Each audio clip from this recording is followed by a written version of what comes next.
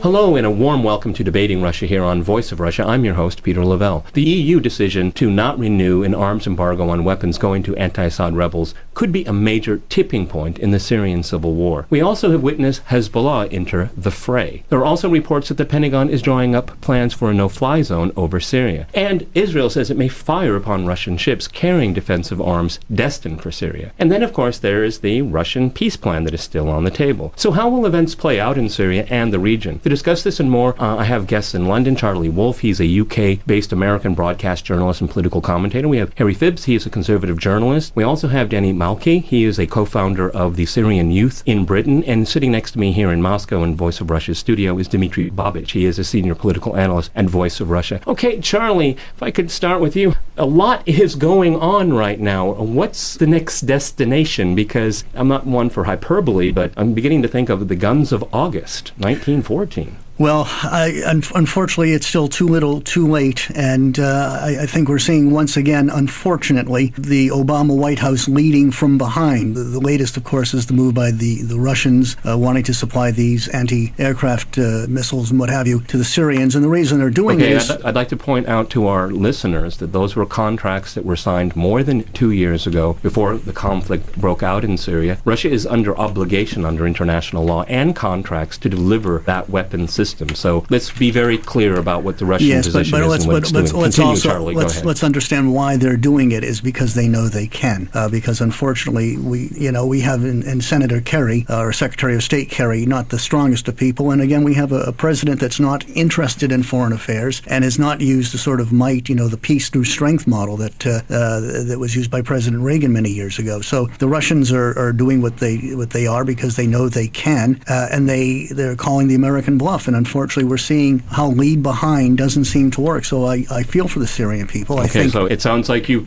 support regime change. Danny, if you could jump in there, what do you think about events unfolding? We have the embargo that has not been renewed, and we have Israel saying it may fire on Russian ships, and rumors coming out that the Pentagon may have a no-fly zone policy for Obama to sign. What do you think about all that? Well, essentially, it's a continuation of the policy of regime change, and it's an immense miscalculation if Britain or individual states do take a path of arming these rebels. The essential big problem was whether these arms which would be sent would be given into the wrong hands or be taken over by extremist groups. And there was this whole concept and a new narrative which was created and crafted in the West by Haig and other Western leaders of the concept of having these moderate rebels, these Free Syrian Army rebels. But the biggest problem now is that with every passing day, the rebels are becoming more radicalized, more extremist. There are no democratic or liberal forces inside the major opposition forces inside of Syria. The majority of them are extremists, and the funding is coming from Qatar and Saudi Arabia, which is giving a haven for the extremists to grow and allowing the Syrian opposition to become more radicalized and to have closer links to Al-Qaeda and Al-Nusra Front, and especially the Islamic movements in the region. So it's a major foreign policy error to arm these groups, especially considering from a Western viewpoint that by arming them you are helping save civilians. You're essentially pouring money and finance and arms into a sectarian war and a greater regional struggle, which would not necessarily save lives, but in fact be a major catalyst for a regional war and a much larger war. In essence, the issue of Russian of the S-300, Russia and Syria are both legitimate sovereign states which have every single right to deal in terms of arms, which are financially legitimate and advocated by obviously international law. However, the rebel forces are not a state. They have no legitimacy, and they're not entitled Danny, to let me jump in. Let me go to other guests here. Harry, there was a lot just said there. Would you like to respond? Some of what Danny said was right in terms of saying that there'd been defections from the Free Syrian Army to these extremist Al-Qaeda groups. But where Danny gets it wrong is in thinking that the answer to that is for the West to keep out of it. On the contrary, the problem we've got is because the West has been keeping out of it, hasn't been providing the weapons that the Free Syrian Army needs, and so in desperation we've seen people going to where the arms are coming from Saudi Arabia and Qatar, indeed going to the extremists, and that is because of the West's failure to give the supplies that the Free Syrian Army needs. The rebels do have arms, don't they? I mean, they're killing people as well, aren't they? Where are they getting the arms? With the end of the arms embargo, now we will see Western countries giving arms to non-state actors. Do you like that idea? The reason that we have to ask ourselves why people have been switching from the Free Syrian Army to these extremist groups, and the reason is because that's where the arms supplies that are needed are in greatest supply. It's not because the Syrian people are extremist. The Syrian people believe in freedom and they believe in democracy. Just as when we talk about Western values, these values are international values, and it's not just something that we in the West should be able to enjoy. And so the great allies for the West are the Syrian people. The Syrian people and those of us in the West all believe in the same values of freedom. And what we need to do is to give supplies and support to the people in Syria who share those values. Absolutely, of course they need arms. Of course they need arms support in order to defeat dictatorship. I'm glad that Charlie had a chance to finish his speech. I think it's very important what he said, because it illustrates the difference of views on Syria. The predominant view in the West, not only on Syria, but on all of these so-called Arab revolutions, was that there was, democratic civil society against the evil dictators.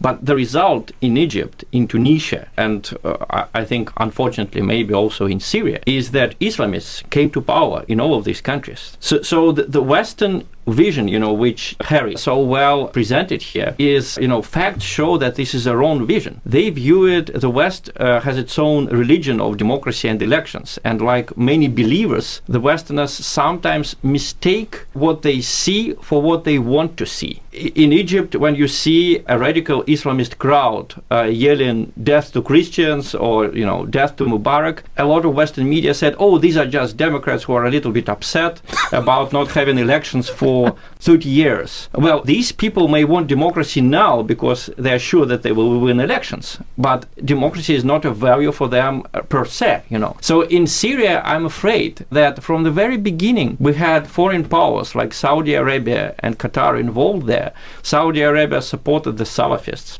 Can I jump into what Dimitri just said? Sure. Do you accept that the majority of Syrians believe in freedom, that the majority of Syrians would be pleased to live in a free and democratic society where there was a rule of law, where there was a functioning market economy, where people were allowed to have freedom of speech, have freedom of religion? Do you accept that most Syrians believe in freedom? I accept that most Syrians, like most people around the world, believe in freedom, but a lot of them probably imagine this freedom differently from what you just described. They imagine it as an Islamist state with a very strict Islamic law introduced. Maybe it's not the majority of Syrians, but it's the majority of the armed Syrians, the ones who are now fighting the government. Well, so can I just point out that most of the people in Syria who are fighting the government, there are far more, even after these defections which have taken place for reasons of desperation. There's still far more in the Free Syrian Army than in any of these Al-Qaeda groups.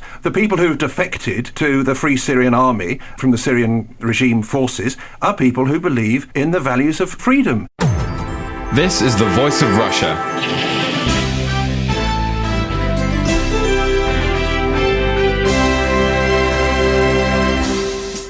Danny, I'd like to go to you. Can you tell us what the Syrian people want? Do they want forced regime change from the outside, like we saw in Libya, interventions that we saw in Afghanistan, in Iraq? The Syrian people do not want a repeat of Libya or Iraq or Afghanistan or any of the quagmires which have happened in the Middle East over the last 50 years. We do not want an empirical example of history to repeat itself inside of Syria. The Syrian people have a legitimate right to determine their own future without Western interference, without Western intervention, without the Americans arming Islamists in their country. If you ask a Syrian on the ground who wants democracy, he believes in freedom, but he does not necessarily believe that an Islamic insurgency in an Islamic state is the way about going about it. If you ask a Syrian on the ground, why would America and Britain want to arm Islamist rebels in his country where he has no say in the matter? This is essentially confiscating the Syrian opinions, destroying a Syrian-led process. What the West should be doing instead of arming these rebels, or even discussing arming them, considering the fact that even Western media reports, the Western media narrative has stated that the majority of the rebels are Islamists, that Western jihadists are coming to Syria, are learning techniques in terrorism. The same, what happened in Woolwich, this atrocity, it's being repeated in Syria on a day-to-day basis. The issue of the heart-eating Syrian, who is a commander commander of the Free Syrian Army, the same moderate groups which the West want to arm. These groups are the manifestation of extremism. But the problem, if I can come in, the problem, and I agree with a large part of the spirit of what you're saying, Danny, but it comes back to the fact that, first off, you talk about the average Syrian on the street. The average Syrian on the street has no say under the Assad regime. We've had 80,000 of them killed in the last 2 years, and I don't know, 125,000, I think the figure is as far as refugees are concerned. And yes, you're right, people are getting radicalized and they're going over to the Al-Qaeda side, but this goes back to my central point that the West was too slow, and again, the Obama administration and their lead from behind narrative is what's caused this. If they had been in a lot quicker, we should have been picking the right people and giving the Syrians a voice. Why should the you need to outsiders find be out who picking is the people? representing the Syrian people. The Al-Qaeda side is not representing them, neither is the Assad regime. The biggest issue is that now what we have between Iraq and Syria is the creation of an Islamic state. Syria and Iraq with the potentiality of becoming a hub for extremism and terrorism. Now these are the same groups which the West want to arm. Now in the majority of the oil fields in the north of Syria where the extremists have power, the West are now buying oil from Al-Nusra Front, which is listed as a terrorist organization. How can any Western leader be sure that these weapons which will be sent to so-called Syrian moderate rebels will not be given to the majority extremist rebels? No Western leader can ever give a guarantee about that happening. The West have intervened since the very first day. Sanctions against the Syrian people, which have also been a very significant factor in the economic crisis which is in Syria at this current moment in time. The West have tried to support Danny, every single avenue into I want to go to Dmitry solution. Babich in Moscow, gents. It was a crowded field. Go I ahead. want to strike a centrist chord here because right now we have just two opposing views. I agree with the general pathos of what Charlie has been saying, and maybe Harry is right when he says that the West should have interfered first. But let's look at the experience. We have the same pattern in many countries. In Iran, when the so-called Islamic Revolution in 1979 started, the West has been pretty happy. They were saying that the Shah was not democratic enough. Iranian people had no say under him. So we had this, first the Democrats won, and then the Islamists came to power. And now the West is ready, to destroy Iran because it views it as such a dangerous country. The same story happened in Egypt. So many people in the West were jubilant, saying, Mubarak is out, the dictator is out. Now people have a say. Well, people had a say, and now we have the Muslim Brotherhood in power in Egypt. I think it's a grave danger for Israel. So it's really the one thing that I don't understand in this situation is why Israel is threatening to stop the Russian ships in the Mediterranean, and it's not ready to stop Saudi or Turkish or Qatari arms supplies to the rebels. And, I don't want to say that the West's intentions are bad. I think they're very good. But sometimes bad things come out of the best of intentions. It's very good. Charlie, if I could go to you. I mean, this is the law of unintended consequences, isn't it? Because it seems to me, looking at all of the interventions over particularly the last 10 years, they never work out the way you expect. So why should we expect it to work out in Syria? Looking at Iraq, it's still, for all its problems, and it's the same with Afghanistan, for all their problems, are far better places than they were. They just drop out of the news. If you look at every metric, they are far better places than they were under the Taliban. Iraq was under they're broken Saddam states. Hussein. They're simply broken states. They're definitely not. Wait, hold on a minute. They're definitely not what you'd call the perfect states, but it's a far better situation than you have in Syria. Again, we're sitting around this table discussing this while 80,000 people have been killed. You talk about unintended consequences, and that's a valid point, but I don't think the status quo right now is all that sweet either. Well, look at Iraq. I mean, in Iraq, more than 100,000 people were killed when the war was started, which was basically started by the Western powers, primarily by the United States. So it's already more than in Syria. But who was doing now most, the Iraqi prime minister? Of the killing? That was the Islamic rebels that are trying to hold on to the country. The same rebels that you're trying Hussein to arm in Syria. Unsavory, this is the big problem. One statement. Saddam Hussein was an unsavory character, but the amount of people killed every day since he was deposed from power by the Americans, the amount of people is hugely superior to the amount of people repressed under his regime. Look at the news. Even now, every day, hundreds of people are killed in Iraq. This is the voice of Russia.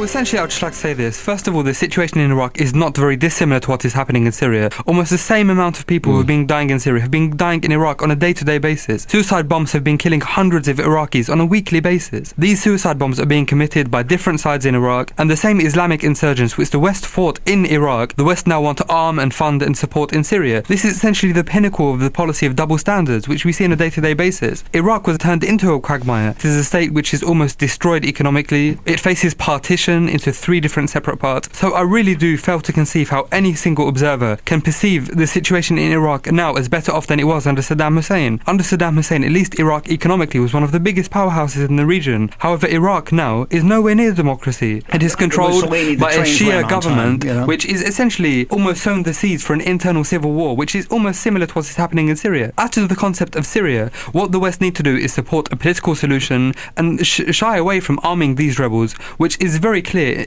for the entire world to see. There are no democratic or liberal forces. They share no ideological consensus with Western countries. So the sheer fact that they will be supporting the Syrian people by arming these al-Nusra Front militants is completely inconceivable and ludicrous. These same terrorists who they want to arm in Syria, they're fighting in Mali. What they need to do is refrain from using the policy of double standards, which has become so symptomatic within Western foreign policy within the Middle East. I really have, when Dimitri states that the West have good intentions in Syria, I mean, this is very, very, very hard to believe. I want to go to Harry. I think that the people of Iraq are far better off that Saddam Hussein has been removed. I think all the fact would back that up. And I think that the people in Syria, when one day the Assad dictatorship is overthrown, that they will be much better off. In terms of also defeating the jihadists, the extremists, the Al-Qaeda forces, much the best thing the West can do, both for defeating them and defeating the Assad dictatorship, is to support the Free Syrian Army. Now, the Free Syrian Army is much bigger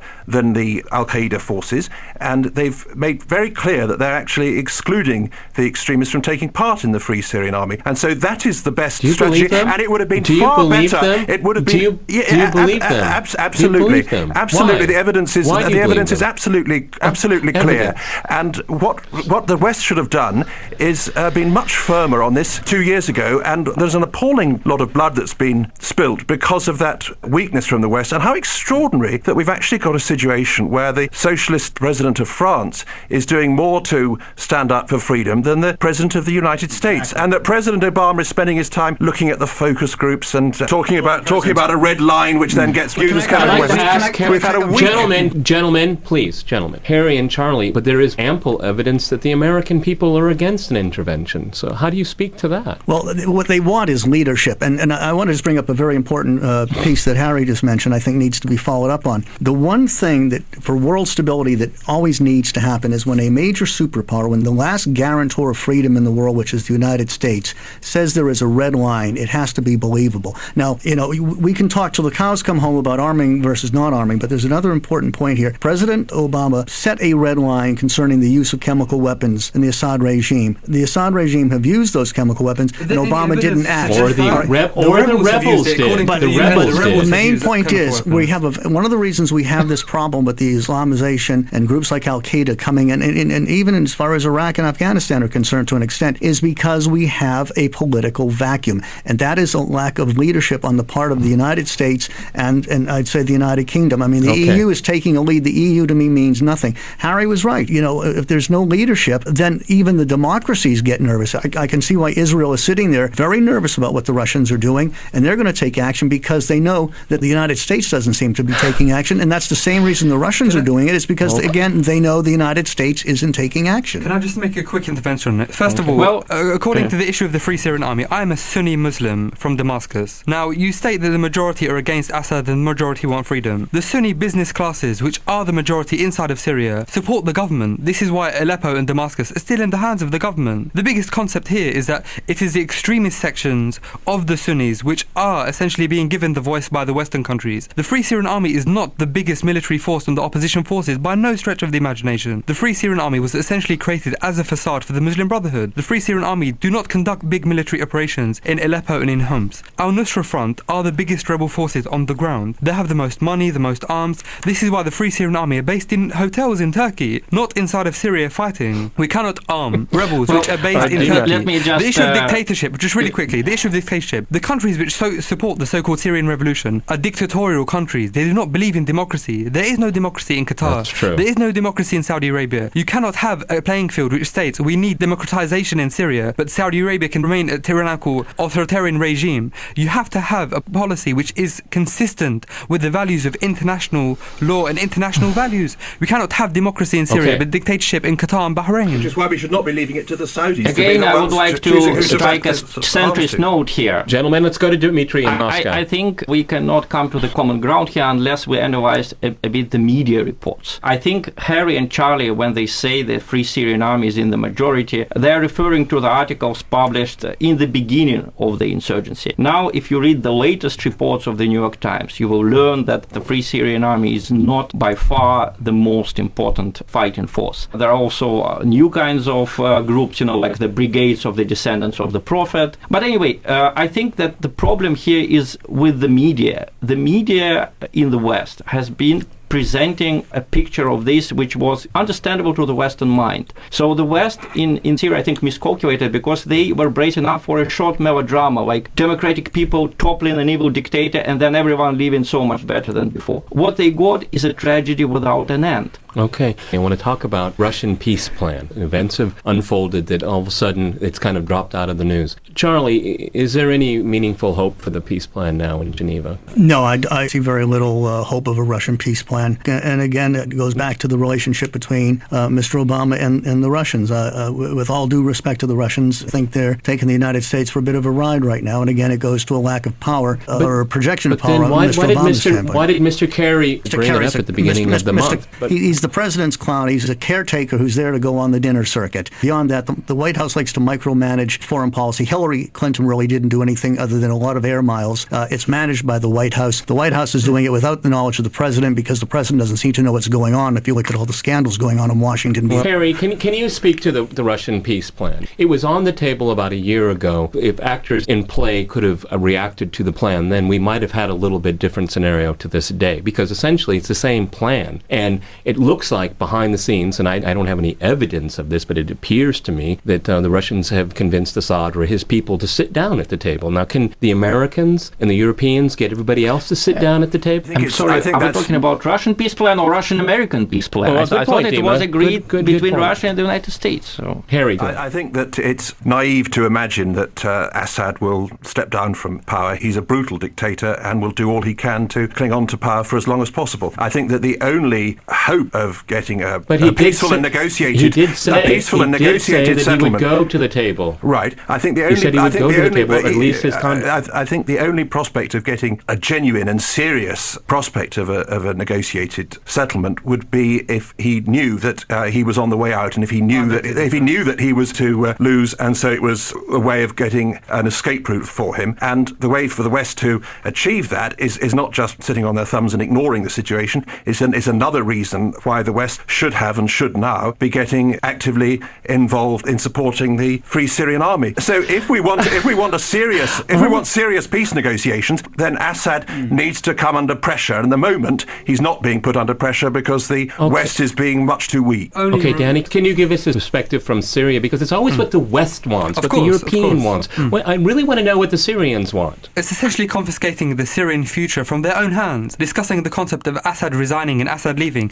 Assad should only leave power, and there is much consensus inside of Syria that he should leave. Well, let's have an election then, Danny. Why don't we have an election? Let the Syrians decide. Let the Syrian people have an election, decide if they still want Assad. We should have an election, which should be used by the UN, which should have essentially an observer status, but not through the way of funding and arming terrorism by Western countries. This is not the way you can seek democracy in Syria. The only way you can have Assad to leave power is in a democratic way with democratic elections. No leader in the Middle East, especially after what happened to Saddam Hussein, what happened to Gaddafi. Do you think after this history of Western governments with leaders in the Middle East, Assad will just resign? Assad will not resign unless it is done in a democratic way, in a way which he understands the country will not be allowed to develop into a sectarian quagmire and allow Israel and other Western countries to essentially use Syria, utilize it as a puppet state, just as the other states in the Gulf Arab areas. It was a Russian-American... It's a puppet state at present. How is it a puppet state? It's a state which supports its own sovereignty, which rejects Western hegemony and American hegemony. The major fact why Assad is being targeted by Western countries is because he has an atrocious history of relations with the United States of America.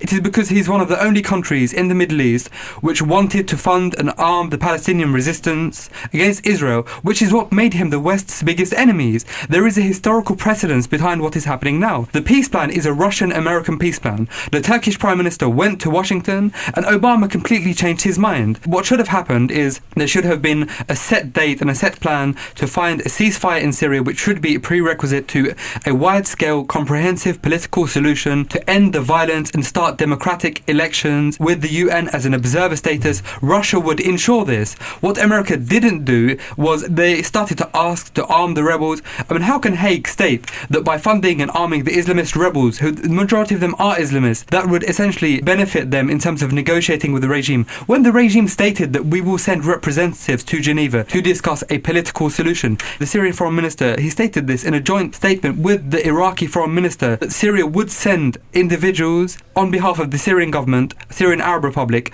to Geneva to discuss the overall peace settlement inside of Syria. They want a political solution. They want a peaceful solution. Why would you want to arm the rebels when you have a political solution staring you right in the face? Okay, Dima, from a Russian perspective, I mean, is there much hope in it, Mao? Well, I think there is a slim hope. Unfortunately for everyone, there is a small hope because there are so many determined individuals in the West and among the Syrian opposition. But I would just like to mention two facts here.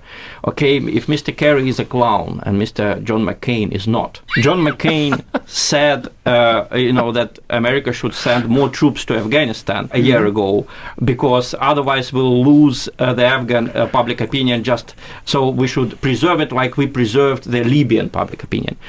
2 weeks after he said it, the American ambassador in Libya was assassinated. Under Gaddafi, you could not imagine anything similar. American ambassador in that country assassinated. In Egypt, when the West said, okay, fine, we have democracy now, elections, the Israeli embassy there was basically destroyed, ransacked.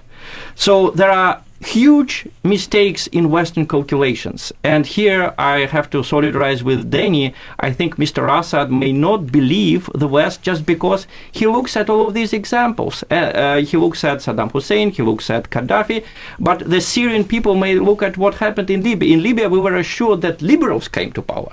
And you just follow the debates of these liberals. Let me just point out, as far as Libya was concerned, remember, America wasn't involved. We sort of led from behind on that one. And McCain was right on Afghanistan. For all the blood and treasure that has been put into Afghanistan and Iraq, one of the failings of the Obama administration, especially with Iraq, is not to get a status of forces agreement to ensure. We worked very hard. A lot of lives were lost in Iraq and Afghanistan. Now there's going to be another political vacuum. And yes, I see the Islamists and the Al-Qaeda and the Taliban, etc., coming back into power. You need to be able to secure the peace, and Mr. Obama right now, do that? By keeping troops on the ground.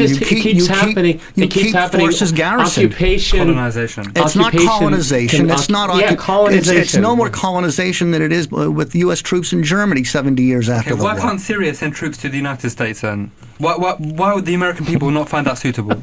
You're just bringing up. No,